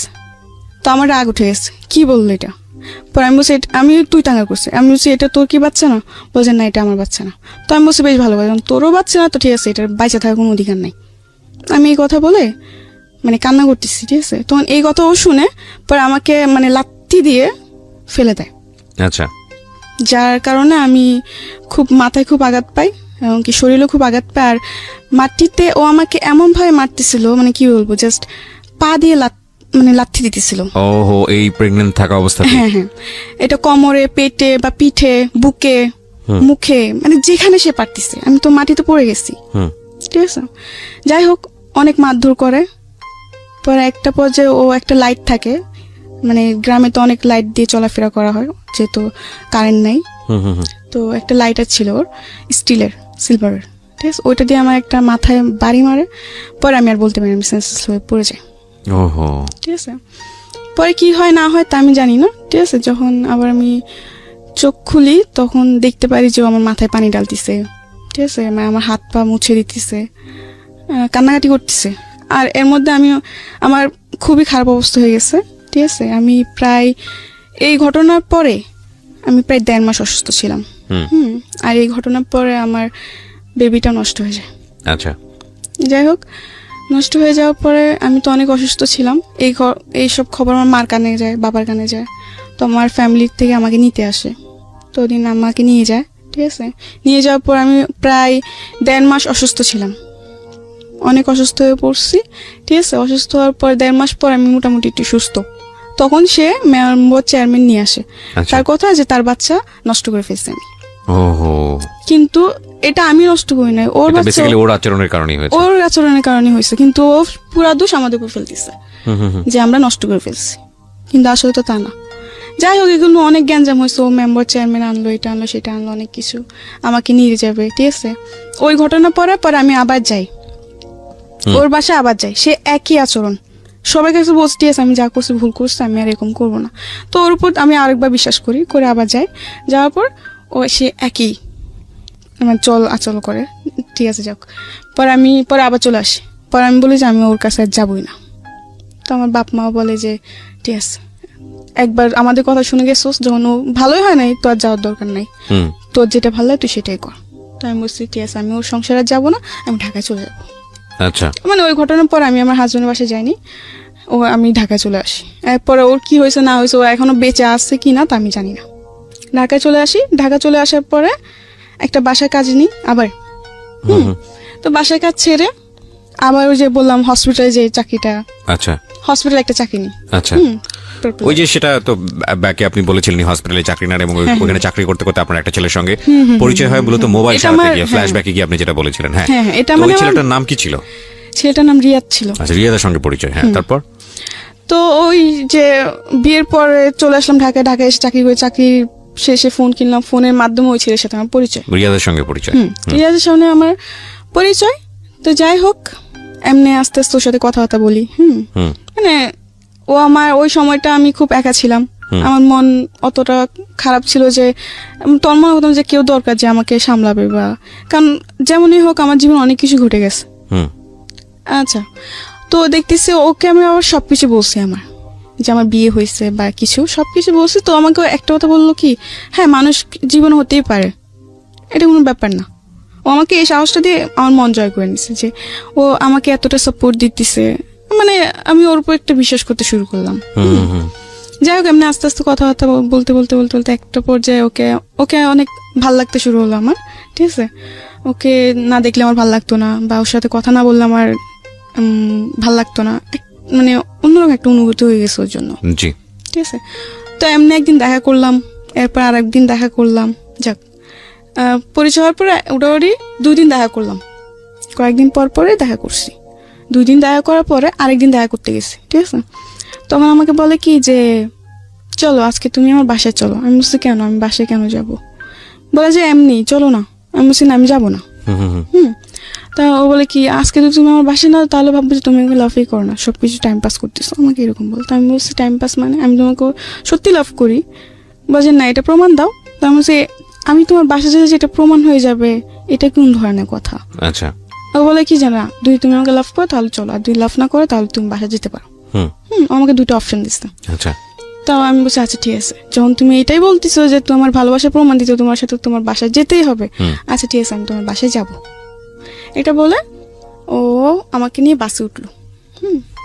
তখন খালি শ্যামলী শ্যামলী নামই শুনছি, শ্যামলী কোন জায়গায় এটা আমি জানতাম না। তো ওদিনও আমাকে শ্যামলীতে নিয়ে যায়, বাসার নাম দিয়ে শ্যামলীতে নিয়ে যায়। আচ্ছা, শ্যামলীতে নিয়ে যাওয়ার পরে হোটেলে ঢুকবে, তখন আমি ঢুকতে চাই নাই। আমি বলছি তুমি বলছো বাসা, এটা কোন জায়গায় নিয়ে আসলে? বলে এটা শ্যামলী। আমি বলছি এটা কার বাসা? এটা বাসা, এটা হোটেল। তো আমি বলছি আমি এখানে যাব না। তো যে আমার বাসায় তো একটু প্রবলেম আছে, এই জন্য তোমাকে এখানে আনা। তো আমি বলছি না আমি যাব না, আমি বাসায় চলে যাব, ঠিক আছে। তো সে একই ভাবে আবার বলতেছে তার মানে তুমি আমাকে লাভ করো না, এগুলো বলে। তো যেহেতু আমি অপুতে অনেকটা দুর্বল ছিলাম, তো আমি বলছি না আমি তোমাকে লাভ করি। তো আমি বলছি আচ্ছা ঠিক আছে আমি যেতে পারি, কিন্তু একটা সত্য। তো আমাকে বলে কি সত্য? হ্যাঁ আমি যাব, কিন্তু তুমি আমাকে প্রমিস করো যে তুমি আমার গায়ে টাচ করো বা আমার কাছে আসার চেষ্টা করবে না। তো আমাকে বলে আচ্ছা ঠিক আছে প্রমিস করলাম, চলো। আচ্ছা বেশ ভালো কথা। ওদিন গেলাম, বাসায় অনেক মিথ্যা কথা বলছে খালাম্মাদের সাথে। অনেক মিথ্যা কথা বলতে কি আমি বলছি দেখো আমার একটা বান্ধবীর বার্থডে, তো আমি ওদের বাসায় থাকবো। তো আমার খালাম্মা বলে কিসের বান্ধবী, আজ পর্যন্ত তো কোনদিন শুনি না এই কথা, আজকে হঠাৎ। আমি বলছি সবসময় শুনতো এরকম কথা, অনেক কিছু উজাহর দিই। দেওয়ার পর বলে যে আচ্ছা ঠিক আছে। আমার খালাম্মা সকাল সকাল চলে আসিস, বেশি ইয়া করিস না, এরকম বলে, ঠিক আছে। তখন আমি বলি যে আচ্ছা ঠিক আছে। এটা বলে খালাম্মাদের ফোন দিয়ে বলে দিই। বলে দেওয়ার পর ওদিন আমি ওদিন শ্যামলীতে যাই। যাওয়ার পর আমাকে হোটেল নিয়ে উঠার পর একটা রুম বুকিং করে ও বিরিয়ানি আনায়, 7 আপ আনার পর আমাকে ও নিজের হাতে বিরিয়ানি খাওয়া দিচ্ছে। আমি বলছি আমি খাবো। ও বলছে না আমি খাওয়াই দিই। ওদিন এত ভালোবাসা কোথাতে উতাল দিয়ে চলে আসছে আল্লাহ জানে। আমার নিজেরও খুব অবাক হইতেছিল ওদিন, যে যেই ছেলে ঠিক মতো কথাও বলতো না, এখন নাকি সে আমাকে ভাত খাওয়াই দিতেছে। বাহ ভালোই। আর যাই হোক অনেক গল্প টল্প করছি। তখন রাত্রের 12টা 12:30 বাজে। আপনার হোটেলের গেট তালা মেরে ফেলে 10টা 10:30টার দিকে। ঢুকলেও নাকি বুড়াই নিকারে ফটোকপি টটোকপি লাগে। তো আমরা যেদিন গেছি ওদিন কিছু লাগে নাই, ঠিক আছে। ওদিন জাস্ট একটা লোক আসছে, এসে কিছু নাম টাম নিয়ে একটা ফটো নিয়ে রুমটা বুকিং দিয়ে দেয়। ওকে, ঠিক আছে। আচ্ছা যাই হোক খাওয়া দাওয়া সেরে আমরা গল্প টল্প করে টিভি দেখে, তো আমার ঘুম আসতেছে রাত্রে 12:30 1টা বাজে তখন। তো আমি বলছি আমি ঘুমাবো। তোমার কাছে ঠিক আছে ঘুমাবো। তো আমি বলছি তুমি ওই সাইডে ঘুম, আমি এই সাইডে ঘুমাই, এরকম ভাবে আর কি শুলাম। শোয়ার পর রাত্রে 2টা 2:30টার দিকে দেখলাম যে সে মানে তার মতলব বেশি ঠিক না। আপনি 2টা 2টার সময় একটা ছেলের সঙ্গে আপনি একই কক্ষে আছেন, এখানে মতলব ঠিক না হওয়া মানে ঠিক, তার মতলব শুধু দোষ দিচ্ছেন কেন?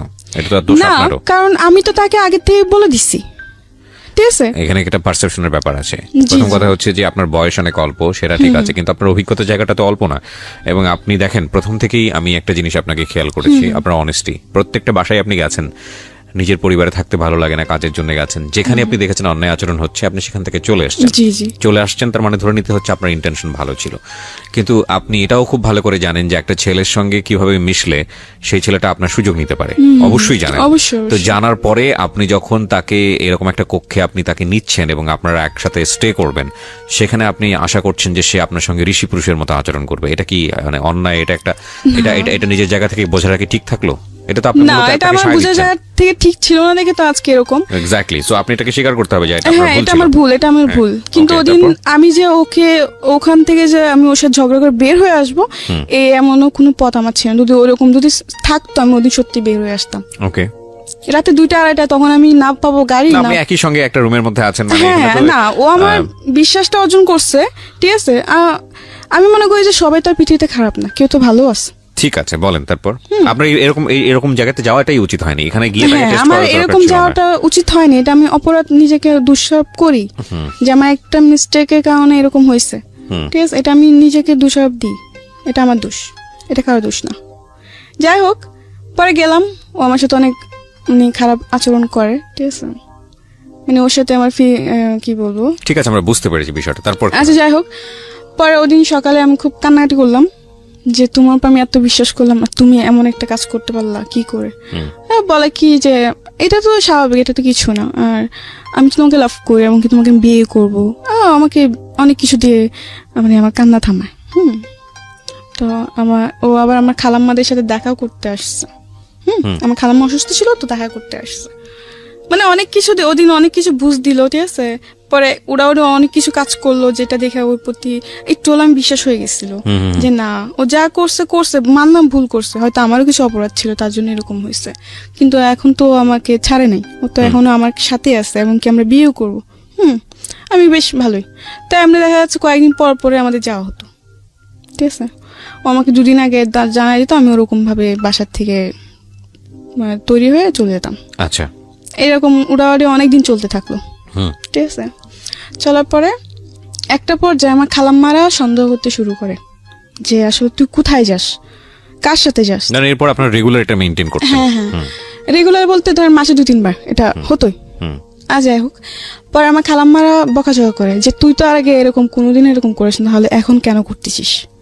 তো আমি বললাম যে এমনি, অনেক কিছু বলে। পরে আমার খালাম্মা আমার সাথে অনেক ঝগড়া করে, আমাকে এমনকি মারতেও আসে। যখন ওই ছেলের ব্যাপারে জানতে পারলো, কিন্তু এইসব সম্পর্কের ব্যাপারে ছেলের সাথে এটা জানতো না, কিন্তু এটা জানতো যে ওই ছেলের সাথে আমি কথা বলি।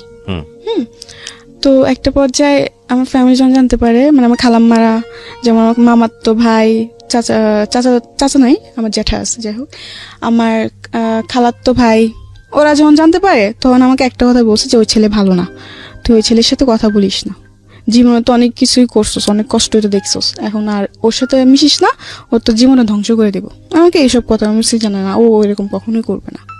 আমি বিশ্বাস ছিল, ঠিক আছে। ও আমার খালাম্মাদের সাথে দেখা করতে আসে, তো ওদিন খালাম্মা দেখা করতে আসে ফল ফ্রুট নিয়ে টিয়ে, অসুস্থ ছিলেন, আমার খালাম্মা হার্টের প্রবলেম ছিল, ডাক্তার গেছিল। যাই হোক, আসার পর আমার খালাম্মার সাথে কথাবার্তা বলে, তো আমার খালাম্মা একটা কথাই বলে যে ওই ছেলে ভালো না, তুই ওর সাথে চলাফেরা করিস না, তুই ওর সাথে দূরে চলে যা, মানে ওর থেকে তুই দূরে চলে যা, কারণ ও তোর জন্য ভালো ছেলে না, ওর মতলব অন্যরকম। আমার খালাম্মা বললো আর কি। তো আমি কি যে বলো, তোমাদের সবই খারাপ হয়ে যায়, সবই তোমাদের জন্য খারাপ। তো আমার খালাম্মা বলে যে আজ তো বুঝতেছ না, কিন্তু একদিন বুঝবি ঠিকই, কিন্তু সেদিন বুঝে কোনো লাভ হবে না। তো আমার এইসব কথা বলার পর আমি কিছু বলি না, ঠিক আছে। তো যখনই ওর সাথে দেখতেছি যে আস্তে আস্তে ওর সাথে দেখা করাটা আমার বেশি বাড়তেছে, অতিরিক্ত। এটা মানে আমি যে এলাকায় থাকি ওই এলাকায় মানুষের নজরেও পড়তেছে, পড়ে গেছে। তো এতে অনেক মানুষ অনেক কিছু বলে আমার খালাম্মা দেখে, পরে ওসব নিয়ে আমার সাথে ঝগড়াঝাটি করে খালাম্মা। আচ্ছা, তো একটা পর্যায়ে এমন হয় যে ওদের চেহারাটা দেখলে আমার বিশাল মতো লাগতো, আমার খালাম্মা দেখে আমি সহ্য করতে পারতাম না, যে আমাকে ডাক দিত, শাসন করতো, এই জন্য। তো একটা পর্যায়ে আমি কি করে ওকে ফোন দিই, আমি বলি চলো আমরা রুম নিয়ে একসাথে থাকবো, আমরা রুম নিব, যেহেতু আমরা বিয়ে করবো তো আমরা বিয়ে করে রুম নিয়ে নিই। বলছে আচ্ছা ঠিক আছে। তো আমাকে বল তুমি রুম খুঁজো, আমাকে ছেলেটা বলে। তো আমি বলছি আচ্ছা ঠিক আছে, আমি রুম খুঁজবো। পরে আমি রুম খুঁজি, ঠিক আছে। রুম খুঁজতে খুঁজতে একটা রুম পাইলাম, শেষ পর্যায়ে 3,000 টাকা ভাড়া। প্ল্যানিং করলেন আপনারা একসঙ্গে লিভ। আর আমি ওদের আমার খালাম্মা দিকে বলছি আমি তোমাদের সাথে আর থাকবো না। এই নিয়ে অনেক কিছু বলে যে কোথায় যাবি, দেখ পৃথিবীটা যত সহজ বল ততটা না, অনেক কঠিন এই পৃথিবী, এই সেই কোথায় যাবে একটা মেয়ে, এই অনেক কিছু বলে। তো আমি বলছি তোমাদের এসব ভাবতে হবে না, আমার যা করে আমি তাই করুম। মানে অবাধ্য ছিলাম, কথার অবাধ্য ছিলাম। যাই হোক, পরে ও একদিন পর ফোন দিল আমাকে। ফোন দিয়ে আমাকে বললো যে সরি, আমি রুম নিতে পারবো না, একটু প্রবলেম হয়ে গেছে, আমি ইমার্জেন্সি দেশে যেতে হবে। ওকে, মানে রিয়াদ আপনাকে এটা বললো? হ্যাঁ, ও আমাকে এটা বললো। তো আমি বললাম যে এটা তুমি কি বলতেছো, রুম নিতে পারবো না মানে? মাস শেষের দিকে আমি খালাম্মাদিকে বল দিছি যে আমি ওদের সাথে থাকবো না, এখন আমি কোথায় যাব? এছাড়া তো আমার কোনো জায়গা চিনা জানা নাই। ঠিক আছে, তো এইসব বলার পর আমার জিনিসটা অনেক খারাপ লাগলো, যার জন্য আমি এত কিছু করলাম, এত স্যাক্রিফাইস করতেছি, আর সে কিনা কি বলে এরকম কিছু। অনেক রাগ উঠছে ওর উপর আমার। রাগে আমি ওর ফোন নাম্বারটা ডিলিট করে দিছি। দিয়ে আমার একটা মামাতো বোন ছিল, বলে রাখি আমার মামাতো বোন ওর আব্বু আম্মু আসার আগে আমার খালাম্মার সাথে 3 মাস ছিল। তার মানে আমার সাথে খুবই একটা বোনের থেকে বেশি বান্ধবী ছিল। ঠিক আছে, আমরা যখনই যেতাম একসাথে যেতাম ঘুরতে টুরতে। আর ও আমার ব্যাপারে সব জানতো, আমার রিয়াদের সাথে যে আমার এরকম সম্পর্ক এটাও জানতো। ঠিক আছে, তো আমাকে অনেক সাবধান করছিল, কিন্তু আমি মানি নাই। যাই হোক, পরে একটা পর্যায়ে ও না করে দেয়, ও রুম নিবে না। তখন আমার মাথায় চিন্তা ঢুকে গেছে যে ও রুম নিবে না, তাহলে আমি কি করবো, কোথায় যাব? আমি তো তেমন কিছু চিনিও না। আচ্ছা, যাই হোক, পরে আমার ওই মামাতো বোনটাকে ফোন দিই। ফোন দেওয়ার পর বলি যে দেখ এরকম তুই আমার জন্য একটা চাকরি ব্যবস্থা আর থাকা খাওয়ার জায়গা ব্যবস্থা কর। তো বলছে আচ্ছা ঠিক আছে, সমস্যা নেই, আমি করতেছি। ও 2-1 দিনের মধ্যে একটা ব্যবস্থা করছে একটা মেয়ের সাথে। মেয়েটার নাম হচ্ছে আপনার সুবর্ণা। দেখতে অনেক সুন্দর ছিল, খাটো বেশ ভালোই ছিল। ওকে, তো ওই মেয়েটার সাথে আমার থাকা খাওয়ার ব্যবস্থা করছে আমার মামাতো বোন। করার পর আমি বলছি আচ্ছা ঠিক আছে, তো আমি যাই। আমার খালাম্মাদের কাছ থেকে বিদায় নিয়ে চলে যাই। আমি যাওয়ার পরে ওখানে আমাকে নিয়ে যায় ওই রুমে।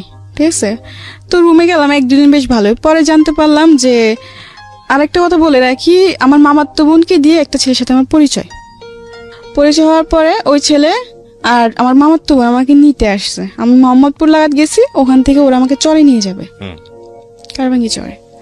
তো ওখান থেকে ওরা আমাকে নিয়ে যায়, চরে নিয়ে যায় ওর বান্ধবী বাসায়। আমার মামাতো বোনের বান্ধবী বলে পরিচয় দিচ্ছে, তো আমারও তো বান্ধবী হয়। আচ্ছা যাই হোক, গেলাম। যাওয়ার পর 1-2 দিন বেশ ভালোই। পরে জানতে পারলাম যে ওই ছেলেকে সুবর্ণা হাজবেন্ড বলে পরিচয় দিয়ে এই রুমটা নিছে। মানে আসলে তো ওরা হাজবেন্ড ওয়াইফ না, মিথ্যা কথা দিয়ে নিছে। রুমটা মিথ্যা কথা বলে নিয়ে পরে, কিন্তু হাজবেন্ড একজনকে বানাইছে, কিন্তু রাত্রে এসে থাকে আরেকজন, সুবর্ণার বয়ফ্রেন্ড থাকে। ওকে, সুবর্ণার বয়ফ্রেন্ড থাকে।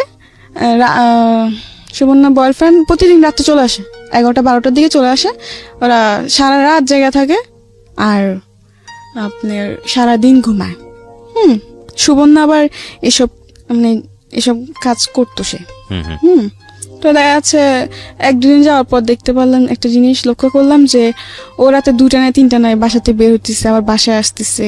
ঠিক আছে, কোনো চাকরি করে না, কিন্তু অথচ ওদের কাছে টাকার কোনো অভাব নাই। ওকে, এটা আপনি নোটিস করলেন নিজে নিজে? হ্যাঁ। তো একটা পর্যায়ে আমরা দেখতে দেখতে প্রায় অনেক দিন কেটে গেল, 10 দিনের মতো এরকম কাটছে। কাটার পর আরেকটা জিনিস, সুবর্ণা এবং সুবর্ণার বয়ফ্রেন্ড একটু অন্যরকম ছিল, একটু মানে কি বলবো, সবকিছু ওপেনলি। কিন্তু হ্যাঁ, ও মানে সুবর্ণা এটার জন্য কোনোদিন ওকে বাধা দেয় নাই। ঠিক আছে, কারণ হাজার হোক সে আমার প্রেমিক হোক বা আমার হাজব্যান্ড হোক, আমার চোখের সামনে অন্য কোনো মেয়ের ব্যাপারে কথা বললে এটা আমি সহ্য করবো? অবশ্যই না। কিন্তু সুবর্ণা এরকম ছিল না, সুবর্ণা আরো উৎসাহিত দিত ওকে যে তুমি করতে পারো, সমস্যা নেই। ওকে, এরকম করতো। ঠিক আছে, তো এরকম কাটতে থাকে, এগুলো আমার ভালো লাগতো না। যে কি এসব কি, মানে কোনো কিছু মানে নিয়ম কারণ নাই, যখন ইচ্ছা এগুলো কি হচ্ছে, মানে আমার ভালো লাগতো না। হ্যাঁ, তো আমি অনেক ঝগড়াঝাটি করি। ঠিক আছে, ঝগড়াঝাটি করার পর আমি প্রায় 10 দিন ভাত খাইনি, রাগি না খেয়ে। ওই যে বললাম যে ওই যে ছেলেটার সাথে আমার পরিচয় হয়েছে ওদের ধারাতে, ওকে ফোন দিই, যাকে সুবর্ণা হাজবেন্ড বানাইছে। ওকে ফোন দেওয়ার পর বলি যে আমি ভাত খাইনি, আমার ক্ষুধা লাগছে, আমার জন্য খাবার নিয়ে আসো। তো আমার জন্য খাবার টাবার নিয়ে আসতো। ঠিক আছে, নিয়ে আসার পরে এমনি করে কাটতে থাকলো, কয়েকদিন কাটলো, 5-6 দিন হয়ে গেল। ঠিক আছে, তো একদিন ওরা একটা পার্টিতে যাবে। তো পার্টিতে যাবে, তো আমাকে বলতে তুইও চল পার্টিতে যাব। আবার সুবর্ণা যেটা করতো ওইটার মধ্যে আমার মামাতো বোনও যুক্ত হয়ে গেছে। ফার্স্টে করে নাই, ঠিক আছে, কিন্তু পরে যে ওরা দুজন একসাথে 71 হয়ে গেছে। তো ওরাও চাইছিল আমি করি, কিন্তু আমার একটা কথা ছিল যে আমি মরে যাব, কিন্তু আমি এইসব কিছু করব না। তো ওরা বলে কি হ্যাঁ এখন করবি না, একদিন দেখিস ঠিকই করবি, কারণ যে ছেলের সাথে তুই পরিচয় হয়েছিস ও ছেলে ভালো না, কারণ সুবর্ণা দায় করে ওই ছেলেকে, সুবর্ণার লাইফের জন্য ওই ছেলে দায়। তো আমার কথা হলো, যখন ও এতই খারাপ ছিল তাহলে তবে আমার সাথে ওদের কেন পরিচয় করাই দিছিস? আমার কথা এটা।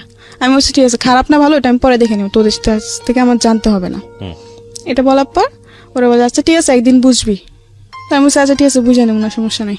এগুলো নিয়ে ঝগড়া। তারপর একদিন পার্টিতে যাবো, তো আমাকে বলে তুইও চল। আমি বলছি না আমি পার্টিতে যাবো না, ঠিক আছে। তো বলে যে না পার্টিতে ওরকম কিছু না, জাস্ট ফ্রেন্ডসটা মিলে একজন বার্থডে সেলিব্রেট করবে, না ওইটা আমাদের যাবো। তো আমার বলছে, আচ্ছা ঠিক আছে। তো আমরা তৈরি হলাম, 3জন তৈরি হয়ে গেলাম। কিন্তু ওখানে যাওয়ার পর প্রায় 10-12টা ছেলে, ঠিক আছে, 10-12টা ছেলের মধ্যে আমরা 3জন মেয়ে। আমাকে বলছে যে আরো মেয়েরা আসবে, অনেক বড় করে পার্টি হবে, এই সেই অনেক কিছু বলে। তো আমি বিশ্বাস করি আচ্ছা ঠিক আছে আমি যাবো। তো ওই পার্টিতে গেলাম, যে দেখি যে 10-12জন ছেলে আর আমরা শুধুমাত্র 3টা মেয়ে। তো ওই দিন যাওয়ার পর আমার ভাল লাগে না, তো আমি বলছি আমি চলে যাবো। বলে কি এত রাত্রে তো বাসায় যাওয়া যাবে না, রাত্রে বেশি 11টার দিকে রওনা দিচ্ছে, যাইতে যাইতে অনেক সময় লেগে গেছে। পরে কিছুক্ষণ থাকার পর আমার ভালো লাগতেছে না, তো আমি বলছি আমি চলে যাবো, যে এত রাত্রে গেলে বাড়িওয়ালা জিনিসটা খারাপ ভাববে, থাকে যা। আচ্ছা যাই হোক, তো ওদিন ওই পার্টির তো ওরা অনেক কিছু আনে, অনেক নেশা জাতীয় জিনিসপত্র আনে, ওগুলো খায় ওরা, এমনকি আমাকে জোর করে খাওয়ানো হয়। তো আমি খাই এবং ওদের থেকে বেশি আমাকে খাওয়ানো হয়। আচ্ছা, আপনাকে মানে ড্রাগ নিতে বলা হয় এবং আপনি সেটা যেরকম নেন? মানে অনেক প্রকারের জিনিস। কি নেন? যেরকম আপনার ভিআরটা তো সিম্পল একটা জিনিস, ওটা কোনো বড় ব্যাপার না। ভিআর, মদ, পরে আপনার ইয়াবা, পরে গাঞ্জা, এরকম। এক রাতে আপনি এত কিছু নিয়ে ফেললেন? না মানে আমি ওদিন এত কিছু নিই নাই, আমি জাস্ট একটা জিনিস নিয়েছি, ওটা হলো মদ। কিন্তু ওদিন আমি মদটা এত পরিমাণ খেয়ে ফেলছি যে আমার পরে কোনো হুঁশ জ্ঞান নেই। ওই পার্টিতে যে আমি খেতে চাই নাই, ঠিক আছে, ওর বলছে কিচ্ছু হবে না তুই খা। আমার অনেক কিছু বললো, তো আমিও খেয়ে ফেললাম। কিন্তু খেতে খেতে এতগুলো আমাকে খাওয়াই দিচ্ছে ওরা যে বলার বাইরে। মানে ওরা দুটি খাইছে একবার, আমি খাইছে ওদের সাথে, আমাকে খাওয়াইছে আবার 3বার, এরকম ভাবে। মানে ওরা ডবল থেকে ডবল আমাকে খাওয়াইছে। খাওয়ানোর পর তো আমি হাবল তাবল বলতেছি, আমার পিছে কি করছে না করছে সবকিছু, মানে কান্না করতেছি আর বলতেছি। মানে তোমার আমার কোনো হুঁশ জ্ঞান ছিল না, আমি যে বাসায় হেঁটে যাবো ওটাও জ্ঞান ছিল না। তো ওদিন হ্যাঁ অনেক কিছু হতে পারতো, কিন্তু একটা ছেলে ছিল যার কারণে হয়তো আমি ওদিনও বেঁচে আসছি, নিজেকে হয়তো ওদিন রক্ষা করতে পারছি। পরে ওই ছেলে ওদিন হ্যাঁ আমার সাথে চেষ্টা হয়েছিল, কিন্তু আমি যখনই মানে চিৎকার চেঁচামেচি করি, তো ওই ছেলেটা বলে যে এখন যদি একে বেশি মানে গা করা হয় তো চিৎকার চেঁচামেচি করবে আর মানুষজন চলে আসবে, এখানে পর অনেক বড় প্রবলেম ক্রিয়েট হয়ে যাবে, দরকার নেই ওকে ওর মতো থাকতে দে। তো ওদিন রাত্রে আমি আমার মতো ছিলাম, সকালে বাসায় ফিরি, সকাল বাসায় ফিরে এসে ঘুম দিই, সারা রাত ঘুমাই নাই, এসে সারাটা দিন ঘুমাই, সন্ধ্যা থেকে ঘুম, মানে সকালতে এসে ঘুম দিছি একদম রাতে 8টা-9টা বাজে উঠছি ঘুম থেকে, না খাওয়া দাওয়া না কিছু। পরে আমি ওদের উপর চিল্লালাম যে তোরা কেন আমাকে জোর করতে গেলি, আমি কোনোদিন এগুলো খাই নাই, জীবনে প্রথম আমি খেলাম, তোরা খাস ভালো কথা, তোদের সাথে আমার কেন যোগ করলাম, তো তোদের উপর ঝগড়াঝাটি হয়। তো এক পর্যায়ে আমি ওই ছেলেটাকে বলে আমি ওদের সাথে থাকবো না, আমার জন্য রুম দেখো তুমি। রুম কি মানে অন্য জায়গায় দেখো, আমি অন্য জায়গায় থাকবো, ওদের সাথে আমি থাকবো না। তো আচ্ছা ঠিক আছে দেখতেছি, কিন্তু এর মধ্যে আমি ওদেরকে বসে চাকরি খুঁজো, ওরা বলে কি আজকে না কালকে না পরশু, এরকম ভাবে অনেক উজাহার দেয়। তো একটা পর্যায়ে রুম ছেড়ে দিব, ঠিক আছে। তো আবার সুবর্ণাকে ওই ছেলেটা বলে কি যে তুমি রুম দেখো। তো সুবর্ণা প্ল্যানিং করে কি যে আচ্ছা ঠিক আছে আমি না 2টা রুম একসাথে দেখবো, একটা মানে তোরা থাকবে, একটা মানে আমি আমার বয়ফ্রেন্ড থাকবো নি। আমি ওই ছেলে বলে আচ্ছা ঠিক আছে। তো আমি বলছি আচ্ছা ঠিক আছে, যা তোরা তোদের রুমে থাকবে, আমি আমার রুমে থাকবো, এটা কোনো জ্ঞান না।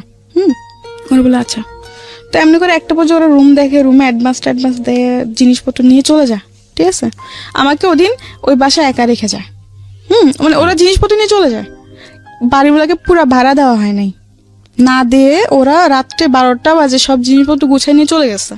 আমাকে বলে কি যে আমি আবার আসবো, আমরা জিনিসপত্র রেখে সেট করে পরে তোকে আবার নিতে আসবো, এটা বলে ওরা চলে যায়। 12টা গেল, 2টা গেল, 3টা বাজে আমি ফোন দিচ্ছি, কি রে তোরা কই 3টা বাজে এখনো আসলি না আমাকে নিতে, আমি তো একা একা বসে আছি, খাওয়া দাওয়া করি নাই। ও বলে কি দেখ অনেক রাত হয়ে গেছে যে আসি নাই, হ্যাঁ তুই ঘুমায়, অনেক কিছু বলে।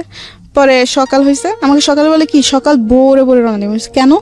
যেন কেউ দেখতে না পারে। আমি বলছি কেন, আমি কি কোনো ডাকাতি করবো না, চুরি করবো না, আমাকে কেউ দেখতে পারবো না, আমি এই কথা বলি। তো বলে কি না ওরকম কিছু না, এমনি বসে যেমনি বসে এমনি আয় চুপচাপ। আমি বলছি আচ্ছা ঠিক আছে। তো আমি আমার জিনিসপত্র নিয়ে একটা রিক্সা নিয়ে চলে যাই, যেন কেউ না দেখতে পারে, Okay. চুপটি করে চলে যায়। কিন্তু ওরা যে জানি না যে ভাড়াটা দেয় না, এইসব আমি কিছুই জানতাম না। আমি জিজ্ঞাসা করছি ভাড়া দিয়েছি, বলে হ্যাঁ বাড়িগুলো সব কিছু দেওয়া ক্লিয়ার, কোনো গ্যাঞ্জাম নেই। আমি বলছি, আচ্ছা যাই হোক। পরে একটা রিক্সা নিয়ে আমাকে বলে এমন এমন জায়গায়, তো আমি এমন জায়গায় গেছি। যাওয়ার পর ফোন দিছি, ফোন দিয়ে বলে কি আসতেছি। এটা বলার পর ও বলে 2-3বার ফোন দিছি, দেওয়ার পর আসতেছে বলে আর আসে না। 1-2 ঘন্টা পার হয়ে গেছে, আসে না। তো একটা রাস্তার মধ্যে আমি একটা মেয়ে দাঁড়াইছিল, মানুষের নজর তো পড়বেই। সে সকাল থেকে দাঁড়াইছে, দুপুর পার হয়েছে, আসে না। একটা পর্যায়ে আমার ফোন অফ হয়ে যায়, চার্জ থাকে না, অফ হয়ে যায়। তখন ও আসে না। পরে একটা চাচা দেখে বললো কি ব্যাপার, তোমাকে যদি সকাল থেকে দেখেন দাঁড়াইছো, চলো আমার বাসায় চলো, তুমি যত তোমার কেউ না আসবে তখন তুমি আমার বাসায় থাকো, রাস্তায় দাঁড়ালে মানুষ খারাপ বলবে। তো আমি বলছি আচ্ছা ঠিক আছে। ও চাচা আবার জিজ্ঞেস কার বাসায়, তখন আমি একটা মিথ্যা কথা বলছি যে আমার ভাবির বাসায় আসছি, দেশের থেকে আমি আমার ভাবির বাসায় আসছি, আমি আমার ভাবির বাসায় চিনি না, আমার ভাইয়া নিতে আসবে, এটা বলছি। কি বলবো, তখন তো আর কিছু বলার ছিল না। যাই হোক, পরে বলছে আচ্ছা ঠিক আছে, তোমার ভাইয়া আসার আগে তুমি আস্তে আস্তে তুমি আমার বাসায় থাকো। যাই হোক, এরকম ভাবে চলতে থাকে, ঠিক আছে। তো এরকম ভাবে চলতে চলতে একটা বছর আমি রুম নিই, ওই ছেলেটা আমাকে রুম নিয়ে দেয়। হ্যাঁ, রুম নিয়ে দেওয়ার পরে আমি রুমে থাকি, থাকতে থাকতে পরে ওই ছেলেটার সাথে মানে আমার একটা সম্পর্ক জড়ায় যায়। আমি একটা সম্পর্ক জড়ায় যায়। একটা পর্যায়ে ওই ছেলেটা মানে বেশ কয়েকদিন ভালোই ছিল, সবকিছুই ঠিক ছিল, ঠিক আছে। ঠিক থাকার পরে কয়েকদিন পর দেখি যে ও ফোন টোন দেয় না, রিসিভ করে না। এর মধ্যে আবার 3-3.5 হাজার টাকা দিয়ে ঘর নিছে। একটা পর্যায়ে ঘর ভাড়া চলে আসছে সামনে। তো আমি খুব চিন্তায় পড়ে গেছি, ঘর ভাড়া কোথা দিয়ে দিব না দিব, মাথা নষ্ট পুরা। তো ওদিন আমাকে ও একটা ওর বন্ধুকেও নাম্বার দেয় আমার, ওর বন্ধু আবার আমাকে একটা অফার দেয়, হ্যাঁ তুমি আসো, ঠিক আছে তুমি আসো, তুমি পরে এসে টাকা নিয়ে যাও। আচ্ছা। তো আমি ফার্স্ট বলছি মরে যাবো তবু করবো না, মানে একটা ওরকম ধরনের অফার দেয়। তো আমি বলছি না আমি মরে যাবো, কিন্তু আমি এরকম কিছু করবো না। তো বলছে না এটা তোমার ব্যক্তিগত ব্যাপার, এখন কি করবা তুমি, তোমার টাকা লাগবে, তোমাকে তো কেউ এমনি টাকা দিয়ে দেবে না। তো আমি বলছি যে না, তবু আমি এসব কিছু করবো না। তো বলে কি যে না দেখো তুমি ভাবে দেখো। পরে আমি যাইতে চাই না, পরে ওই ছেলে আমাকে ফোন দেয়, ফোন দিয়ে আমাকে অনেক কিছু বলে। তো আমি ওর অনেক ধরনের প্রশ্ন করি, করার পর ও প্রশ্ন উত্তরগুলো দেয়। দেওয়ার পর কেমন প্রশ্ন, যে আমি বলছি যদি আমি এরকম কিছু করি তাহলে কি তুমি আগের মতো আমাকে লাভ করবো? হ্যাঁ অবশ্যই করবো, এরকম কিছু একটা প্রশ্ন করি। তো এক পর্যায়ে অনেক ভাবনা চিন্তা করে আর কোনো উপায় পাইনি, কারণ তোমার না পারতেছে ফ্যামিলির কাছে চাইতে, না পারতেছে কোনো বন্ধু বান্ধবের কাছে হেল্প চাইতে। তো একটা পর্যায়ে আমি ওদের অফারে রাজি হই। তো দিন যাই, যাওয়ার পরে বিকাল 4টায় যাই, সকাল 7টা-8টার দিকে বের হই ওখান থেকে। টাকা নিয়ে এসে ঘর ভাড়া টর ভাড়া দিই। যাই হোক, পরে একটা পর্যায়ে এরকম হতে থাকলো, ঠিক আছে। তো একটা পর্যায়ে আমি ভাবি যে আমি এসব কিছু আর করবো না, ওকে, আমি চাকরি করব। কিন্তু একটা জিনিস কি, আমি যেখানে চাকরি করতে যাই সবার সে একই রকম ব্যবহার, আমার আর ভাল লাগে না। একই রকম, আমি তো 10টা মেয়ের মতো একটা মেয়ে, তো 10টা মেয়েকে তোমরা এরকম ভাবে দেখো, তবে আমাকে কেন দেখো? মানে যেখানে যে আমার মানে শান্তি নেই। বুঝতে পারি, ও কথাগুলো বুঝে নেবেন প্রিয় শ্রোতা, আসলে কি বলতে চাচ্ছে, ঠিক আছে। তো এগুলো অনেক মানে যেখানে যায় এখানে সে একই কাহিনী, ভাল লাগে না, ঠিক আছে। তো এমনি করতে হতো, আমি যেখানে চাকরি নিয়ে এই একই প্রবলেমের কারণে আমার সবকিছু ছাড়তে হয়। কারণ আমার চেষ্টা যে আমি এসব কিছু করবো না, আমি এসব মধ্যে জড়াবো না, কিন্তু এগুলো আর হচ্ছে না, ঠিক আছে। তো একটা পর্যায়ে বিরক্ত হয়ে আমি ভাবি যে আমি আর চাকরি করবো না। তো আমি একটা বাসা একটা মানুষের দ্বারাতে, ঠিক আছে, একটা বাসার পরিচয় একবার পরে বাড়িতে ফোন দেয়। আমার বাড়িতে তো আমার ফ্যামিলির সাথে খুব কম যোগাযোগ হয়, ঠিক আছে। বাড়িতে ফোন দিই, ফোন দেওয়ার পর জানতে পারি আম্মু খুব অসুস্থ, টাকা লাগবে। এখন আমার কাছে চাকরি নাই, আমি নিজেই অনেক কষ্টের মধ্যে আছি, আমি চাকরি নাই, আমার টাকা পয়সা আমি কি করে টাকা দিব। তো অনেকজন থেকে ধার চাইছে, কেউ আর ধার দেয় না, সবাই এইটা ধারণা যায় আমি কোথা থেকে টাকা দিব, এইভাবে ধার দেয় নাই। পরে একটা পর্যায়ে আমি ওই ছেলেকে আবার ফোন দেয়, আমি বলি দেখ এরকম সমস্যা, আমার কাজ লাগবে, আমি নিজে থেকে বলি। তো একটা বাসার পরিচয় হয়, তো ওখানে ওই বাসাতে আমি গেলাম, যাওয়ার পর এরকম ভাবে চলতে থাকে অনেকদিন। তো একটা পর্যায়ে আমি ওই বাসাতে যেয়ে সেট হয়ে যাই, দিন রাত আমি ওখানেই থাকি, ঠিক আছে। তো এমনি দিন রাত থাকি। তো একটা পর্যায়ে দেখা যাচ্ছে টাকা পয়সা আমার অভাব নেই, টাকা পয়সা আমার আসতেছে। তার মানে বিষয়টা এরকম দাঁড়ালো যে আপনি কাজের মধ্যে নিজে নিজে ইনভলভ হলেন। কিছু নিজের দোষের কারণে হয়তো এরকম হয়েছে। যাই হোক, পরে ওইটা জাস্ট তখন শুধু আমি জাস্ট এগুলোই করতাম, কোনো নেশার দিকে আমার কোনো ছিল না। তা একটা পর্যায়ে যখন ওখানে থাকতে শুরু করি, তখন ওখানে যে লোকগুলো আসে তারা অনেকে এগুলো খায়, অনেকে খায় না। কিন্তু একটা লোক আছে, সে আসলে মানে পুরাপুরি 2 দিন থাকে ওই বাসায়। আচ্ছা।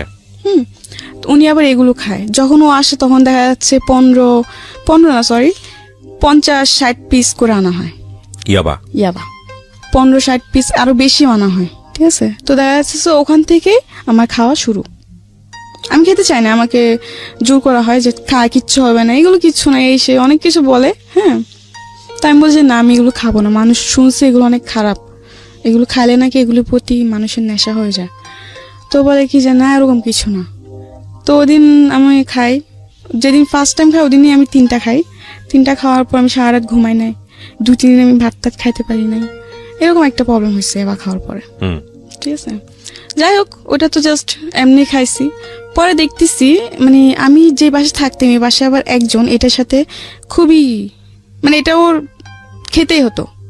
ঠিক আছে, ও 4-5 বছর ধরে ওই জিনিসটা খায়। তো প্রতিদিন রাত্রে যখন আমি ঘুমাতাম, আমার বিছনার পাশে এসে বসতো ওইগুলো নিয়ে, আর বসে বলতো খা। আমি বলছি না, আমি খাবো না। বলে আরে কিচ্ছু হবে না, খা না। তো এমনি বলে যে খা, কিচ্ছু হবে না। তো আমি এমনি শয়তানি করে করে খাইতাম। একটা পর্যায়ে দেখতেছি যে এটার প্রতি আমি অনেক বেশি হয়ে গেছি, মানে এটা না খেলে আমার হয়ই না, এফেক্টেড হয়ে গেছে, অ্যাডিক্টেড। হ্যাঁ, ফার্স্টে খেতাম, কোনো টাকা পয়সা লাগতো না। পরে দেখি যে আমি নিজের থেকে 2-3টা এমনি কিনে খাইতে হইতেছে। হ্যাঁ, তো একটা পর্যায়ে এমন হতে হতে পরে ডিসাইড করি যে না, এখানে থাকলে আমি এটার প্রতি জড়াই যাব। কিন্তু অলরেডি আমি জড়াই গেছি। দেখা যাচ্ছে এটা আমার খেতেই হয়, না খেলে আমার অনেক ধরনের প্রবলেম দেখা যায়, যেমন হাত পা ব্যথা করবে বা মাথা ব্যথা করবে, অনেক কিছু আমার হয়। ঠিক আছে, না খেলে। তো এমনি করে আমার খেতেই হয়। তো এমনি দেখা যাচ্ছে খাইতে এটা আমার এখন নেশার মতো পরিণতি হয়েছে। তো কি দাঁড়ালো, মানে গল্পটা আসলে কি দাঁড়ালো, কোথায় এসে থামলো? গল্পটা এখনো থামে নাই। ঠিক আছে, এখনো আমি এসবের মধ্যে আছি। আমি জানি আমাদের কিন্তু সময়টা তো থেমে গেছে, সেই জন্যই জিজ্ঞেস করছি আসলে গল্পটা কোথায় এসে থামলো। আপনি এখনো এসবের মধ্যে আছেন এবং হ্যাঁ, কারণ আমি চাইলেও বের হতে পারি না। আমি সোজা যত কথায় চেষ্টা যদি করি। বলি যে প্রস্টিটিউশনে আপনি আছেন, আপনি ড্রাগে আছেন, কিন্তু আপনার ভিতরের বিবেক বোধটা মরে যায়নি বলেই আজকে আপনি সবকিছু ছেড়ে ছুড়ে দিয়ে অনেক রিস্ক নিয়ে আপনি আজকের এই অনুষ্ঠানে কারণ আমি এসেছেন। যে লোকদের সাথে থাকি তারা খুবই অন্য টাইপের। হ্যাঁ, দেখা যাচ্ছে আজকে যে আমি গাড়ি ভাড়াটা নিব, হ্যাঁ, এটা অনেক ভয়ে নিছি।